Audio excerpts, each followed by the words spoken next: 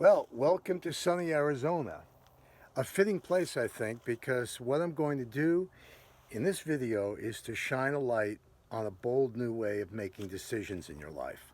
That is the way to align your decisions with who you know yourself to be and to experience greater happiness in your life. The test you took was the start.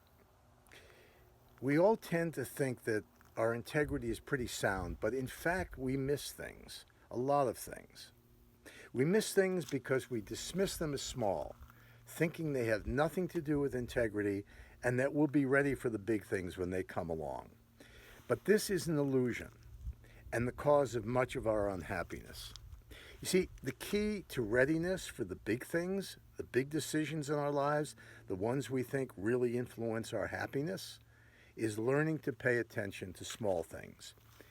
You see, if we can't practice integrity, which is the skill in aligning our decisions with who we know ourselves to be, starting small, then we won't be able to be ready for big things at all in our relationships, at work, and in our nation. Integrity is, in essence, a skill of decision making. So let's get to it. Let's review these scenarios and see what we can learn about making decisions according to the law of small things. The first one was about the white lie. Now, that's the most pervasive lie that we tend to use in our culture. And think about what it is. We dismiss it as inconsequential. It's a small thing. It's only a white lie, right? It's white because you remain pure after telling it. But in each white lie, what we are essentially doing is habituating ourselves to deception. So think about it a different way. Why not habituate ourselves, practice truthfulness, different kind of habituation. Let me leave you with this question about white lying. If we condone something as simple as lying about having a lunch date with someone, canceling, and then telling a lie about it, well, then why should we expect, as a society, the President of the United States to tell the truth? Seems like a trivial question. We're going to get into that more. The second question is about accepting a business dinner from a friend who puts it on an expense account and bills it to his company. Now, you might say, again, no one really cares about that. The friend doesn't care, you don't care, the company may not care, even the United States government may not care, even though it's being defrauded. Why? Because it's going to miss the tax revenues based on that deception. And here's the thought about this. Even though it seems like a small thing, it's the one thing you can do to enhance trust in business. Could we use a little bit more of that? Well, sure we could. And that's the one thing you can do. So integrity is about what you can do. The third question is one I get a lot about whether you have an obligation, a duty, if you must say, of truthfulness. If someone asks you a question, even at a dinner party where the truthful answer is likely to disrupt the party, let's say about a presidential race, to be contemporary about it. Now, you may have a duty to tell the truth when asked your opinion. Your opinion serves as the truth in that situation, not that it is. But you also have a duty to who? To the host, who has set up this party and probably wouldn't have invited you if he or she knew that you might disrupt it. So this gets to a key about integrity. It often puts two separate responsibilities and obligations at each other. In other words, they're competing. And so how do you resolve that? Well, in this particular case, the person said nothing, showing loyalty to the host, not to disrupt the party, and then explains his particular point of view later, when it's not going to disrupt things. So that's balancing, which is part of integrity. The question about whether you have an obligation to vet, if you will, the companies that you buy stock in or the mutual funds that contain those companies is an important one. You see, integrity is not about just doing what you say you'll do. It's also about understanding your responsibility, your role in the well-being of the culture as a whole. Let me ask you this. Would you go to a rally for a company or for a cause that you didn't believe in?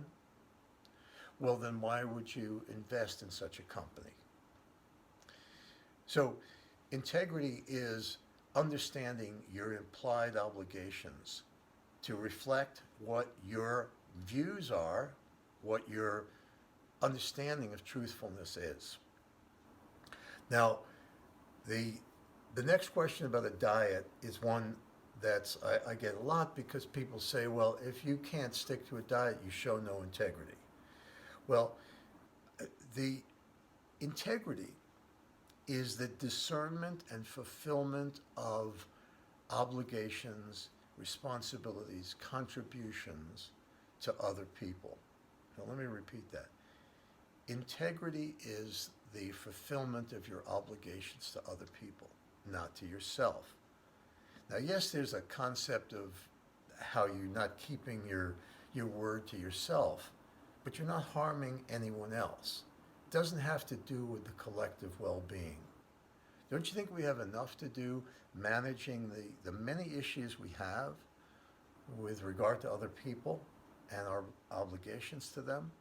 So let's not worry about whether we don't practice piano or don't run 45 minutes a day. We can handle that. It's a separate issue. Somebody else will talk about it.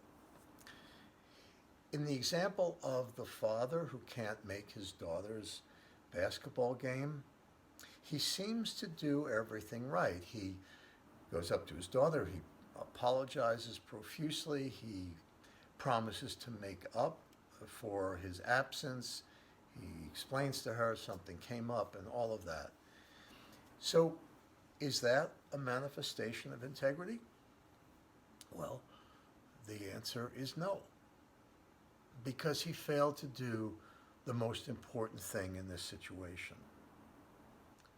And what is that? He failed to ask his daughter to be released.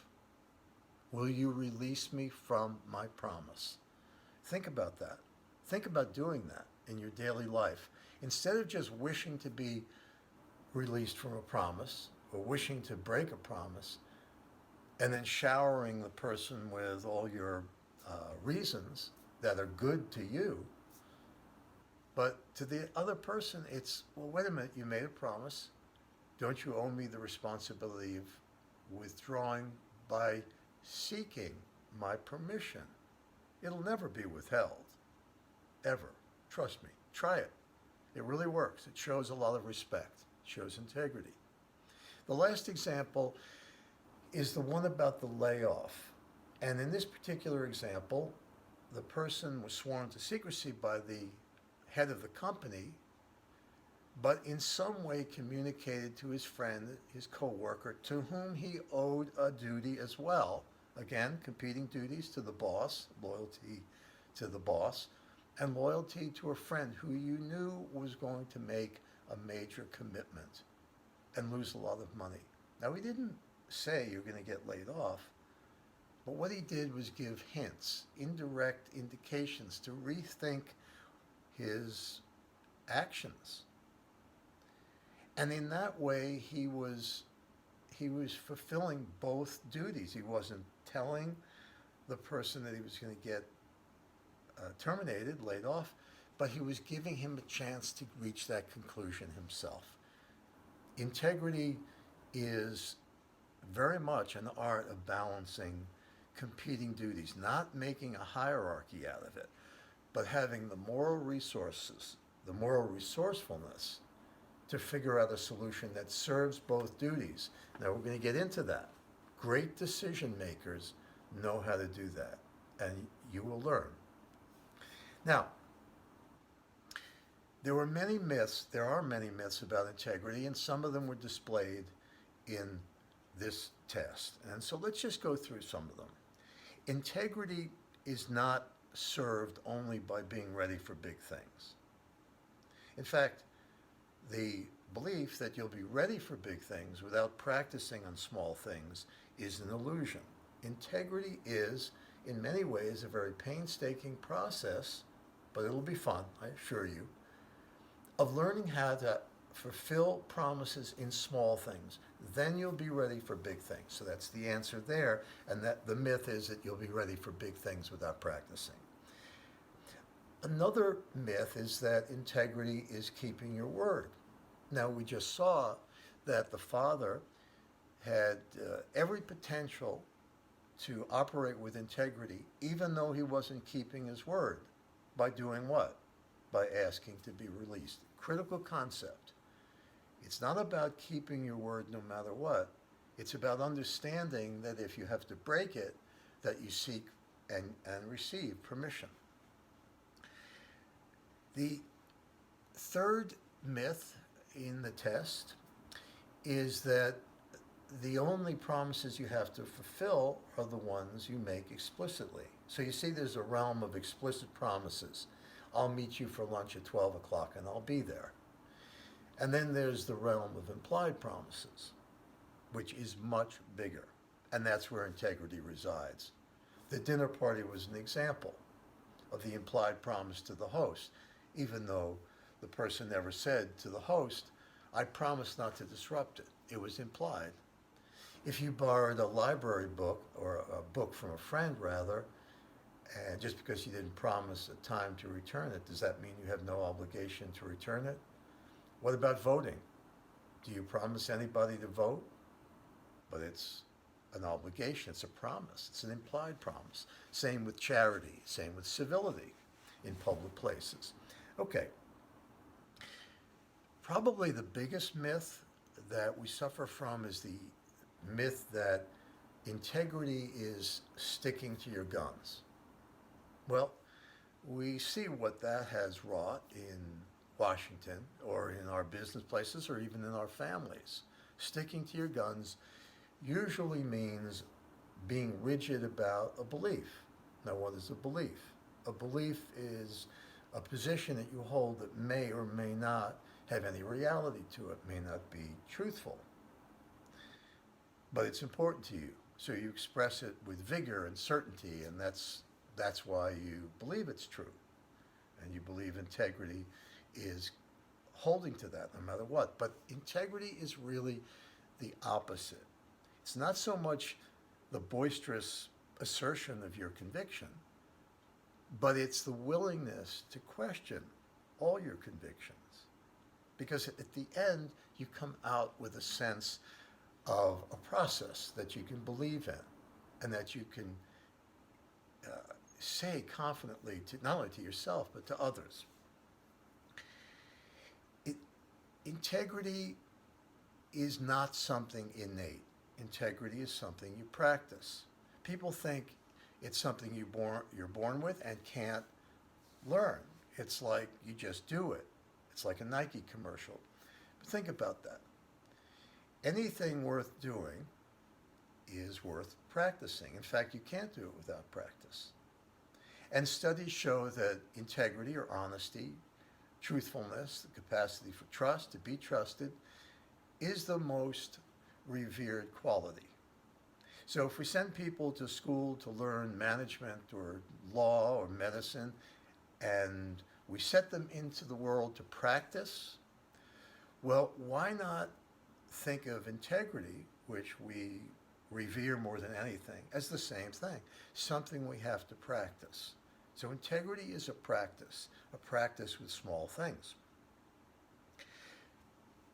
The last myth we'll talk about that was in the test was whether integrity was, the breach of integrity was intentional.